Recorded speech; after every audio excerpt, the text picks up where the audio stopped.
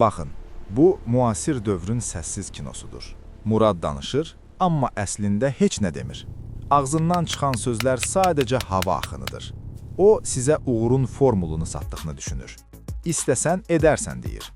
Amma gözləyin. Kamera sönəndə həqiqət başlayır. Bu maşın onun deyil, bu həyat onun deyil. Murad minlərlə batan gəminin içindən təsadüfən sahilə çıxan yeganə taxta parçasını gəmi qayırma sənəti kimi təqdim edir. Siz onun qışqırtısını görürsünüz. Mən isə onun borclarının səssizliyini eşidirəm. O varlı deyil. O sadəcə borc içində üzən bir aktyordur. Onlar bir yerdədirlər, amma birlikdə deyillər. Fərid yanındakı qadına toxunmaq əvəzinə ekranın soyuq şüşəsinə toxunur. Çünki oradakı seçimlər daha təhlükəsizdir. Öhdəlik tələb etmir.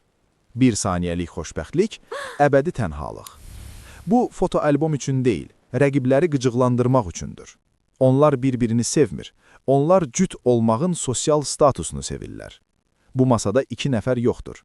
Bu masada iki ayrı ego və onların arasında uçurum var. Kasıb olan hansıdır? Bahalı maşında tələsən, yoxsa piyada gedən? Heç bir bank hesabı sizər keçən zamanı geri sata bilməz. Müasir Kolizey. Burada qan yoxdur, göz yaşı var. Və bu göz yaşları birjanın ən gəlirli valyutasıdır. Aparıcı sadəcə duyğu pornoqrafiyasının rejissorudur.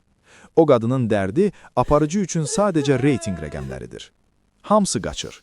Özündən, həqiqətdən, boşluqdan. Onlar sizə deyirlər ki, xoşbəxtlik satılır. Amma heç biri o malı özü almayıb. Həqiqət bu uşağın baxışındadır. O anı yaşayır, o sübut etmir, o çəkmir, o sadəcə vardır. Bəlkə də oyanmağın vaxtıdır.